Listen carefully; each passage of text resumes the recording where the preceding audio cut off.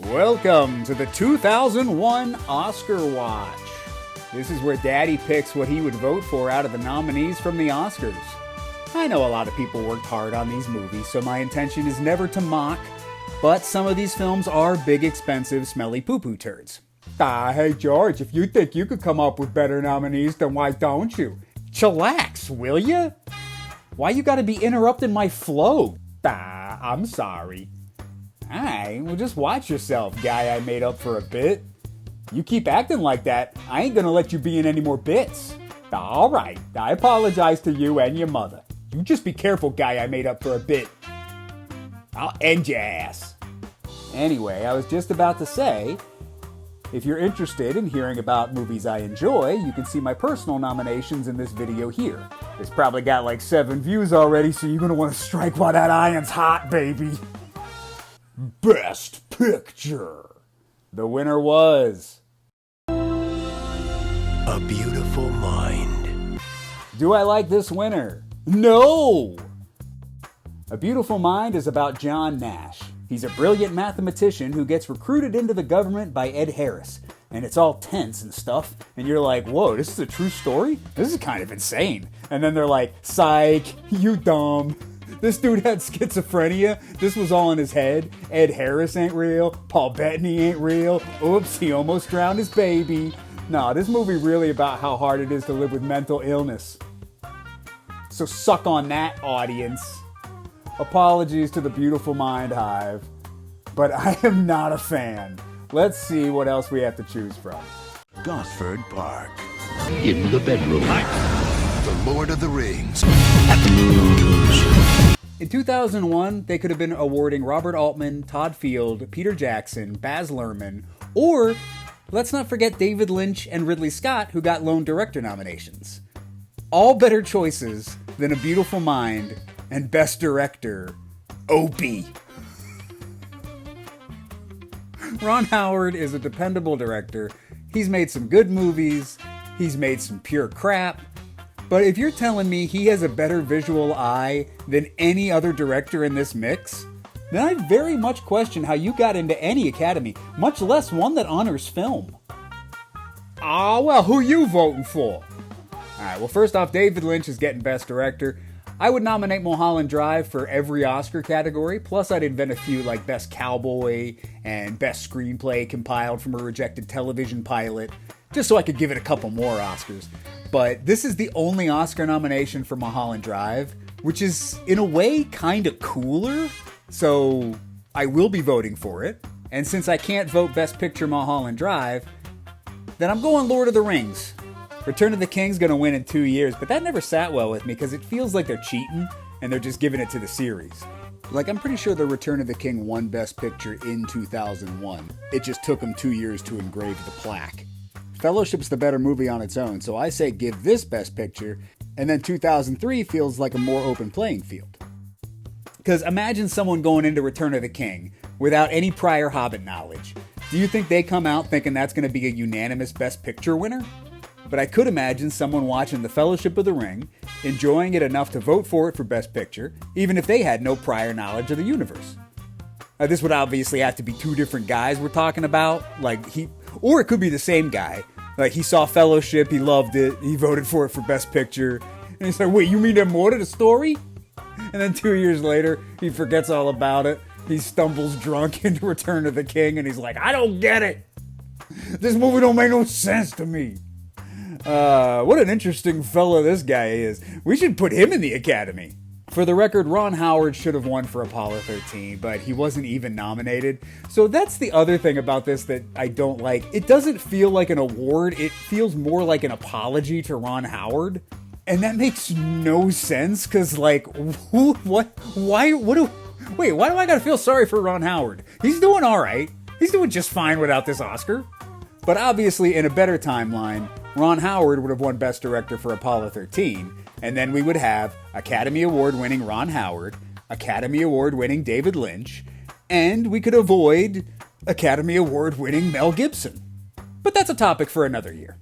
Best Actor. The winner was I Love My Life. Denzel Washington. Training Day. Do I like this win? Yes, but not enthusiastically, and to fully unpack it, we need to break down some Oscar history. First, get it out of the way, my final vote is for Tom Wilkinson. He's my favorite performance in this category. In the Bedroom is a very good movie. He's fantastic in it. He plays a grieving father. He keeps his rage bottled up until it explodes in just perfectly timed key moments. Also, historically, Russell Crowe and Denzel Washington already had Oscars. Sean Penn and Will Smith would go on to get Oscars. He's the only dude in here who never got an Oscar. But like the obvious choice is Russell Crowe, right? I mean, I wouldn't nominate him just because I don't like the movie, but his performance as John Nash is pure Oscar bait. It's Eddie Redmayne as Stephen Hawking. It's Rami Malek as Freddie Mercury. It's Philip Seymour Hoffman and Capote. Not necessarily in quality, but in the type of performance the Oscars love to award. Russell Crowe is playing a real man who suffered a real illness and the Best Picture winner. And he's actually good in it. So how does he not win Best Actor? Oh, because they jazzed their pants last year and they gave him Best Actor for Clink Clink Stab Stab. Whoops! Now you don't want to give Russell Crowe Hollywood's new bad boy back-to-back Oscars. So they do a slide over to Denzel, which is perfectly fine because he's Denzel Washington, and he goes full-on ham in Training Day, and that's fun. So I got nothing wrong with Denzel having 2 Oscars, and I have no problems with him winning for Training Day. But when you zoom out and look at Denzel's career, it does look a little weird that he has 2 Oscars, and it's Glory and Training Day. In a perfect timeline, someone else wins in 2000, this is Russell Crowe's Oscar, and Denzel can win a second for, I don't know, Flight, Roman J. Israel, John Q, Equalizer 3, take your pick, they all good. Sean Penn, we have neither the time nor the energy to talk about this. I don't understand exactly what you mean. Best Actress! The winner was Academy Award winner Halle Berry. Do I like this win? Ooh, it's complicated. Why did I choose this year to start this little project? I should probably just say I'm fine with it. Because I am. Here's some true facts. Monsters Ball is not a very good movie. Halle Berry is the best part of it, but it's not a performance I would consider Oscar-worthy. Halle Berry is to date the only black woman to win in this category. Sometimes history and context are more important than film opinions. Based on performances alone, my vote is between Sissy Spacek and Nicole Kidman, but when you throw in all of American history into the equation, my vote leans more towards Halle Berry. Everybody in this category ended up with an Oscar eventually, so Halle Berry's an all-around good choice. Halle Berry. Just at the end of the day, you wish there was one other movie that featured an Oscar-winning lead role for a black woman. Best Supporting Actor. And the winner was Jim Broadbent. Do I like this win? Yes. Iris. Damn it, Oscar, even when you get it right, you get it completely wrong. So you got to your checklist, you saw give Jim Broadbent an Oscar, and you just crossed that off. But you didn't look into it any further than that, and you give it to him for this Miramax weepy that he is good in, but only because he's always good. He's Jim Broadbent. Who am I voting for? Jim Broadbent. He's a fine choice. Ben Kingsley is my favorite performance in the category, but he's won already. Ethan Hawke is the lead of Training Day. It makes no sense for him to be in this category. But I will take his nomination over Jon Voight, who plays a guy who kind of looks and sounds like Howard Cosell in Michael Mann's Ali biopic. Wait, he was supposed to be playing Howard Cosell? Oh, I didn't realize that. Oh, well, that's a very silly nomination then. This is all very silly.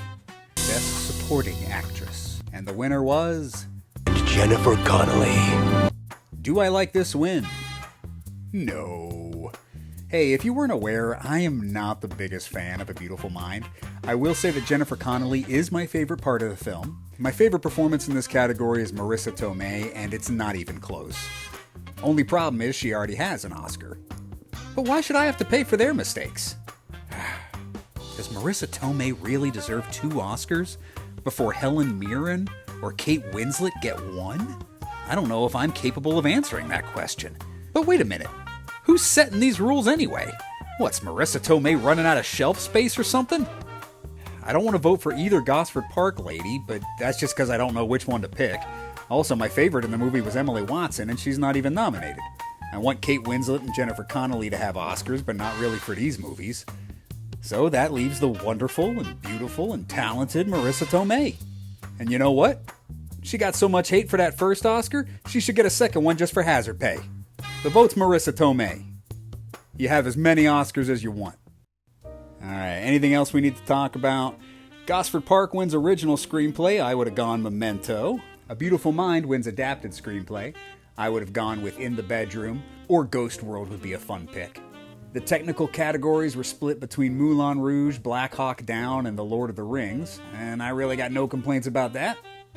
This is the first year of the animated feature category. The winner was Shrek. I would have gone Monsters, Inc., but if you ask me on a different day, I may have a different answer. If I'm feeling really saucy, I might even say Jimmy Neutron Boy Genius. But that would be a lie, because that's not a real movie. And finally, this is the year they finally gave Randy Newman an Oscar for a song from Monsters, Inc. that nobody remembers. I literally just rewatched this movie a couple days ago. I don't remember there being a song in it. Granted, I didn't watch the end credits like some kind of weirdo. No, officer, I didn't commit that crime. I was at home watching the end credits of Monsters, Inc. You know, like a normal person. He beat out a stacked lineup of Paul McCartney, Sting, Enya, and perennial Oscar loser Diane Warren for the love song from Pearl Harbor. In hindsight, we may have been spared a lot of future questionable inclusions in the Best Song category had they just given this lady the win here. There You'll Be is not a very good song, but neither are any of these nominees really, so who cares? Well, that's it for the 2001 Oscar Watch. I really enjoyed doing this because it gave me an excuse to watch some movies I haven't seen in over 20 years. And it helped me verify my initial take of A Beautiful Mind. If there's a particular Oscar year or film year you'd be interested in seeing, let me know in the comments. Once again, if you're interested in what I would have nominated, you can check out my Oscar ballot for the year 2001. It'll be linked somewhere here. You should be able to figure out where to find it. So until we see you next time, I'd like to leave you with a clip from the Academy Award winning A Beautiful Mind that features the Academy Award nominated makeup. Oh, look at it. Look at how award-worthy it is. Don't you just want to heap an award onto this work?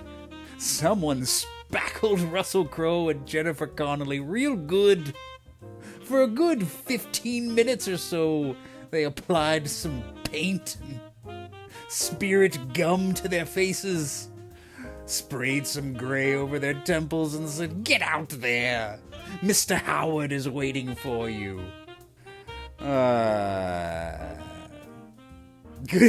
Good job, as always, Academy.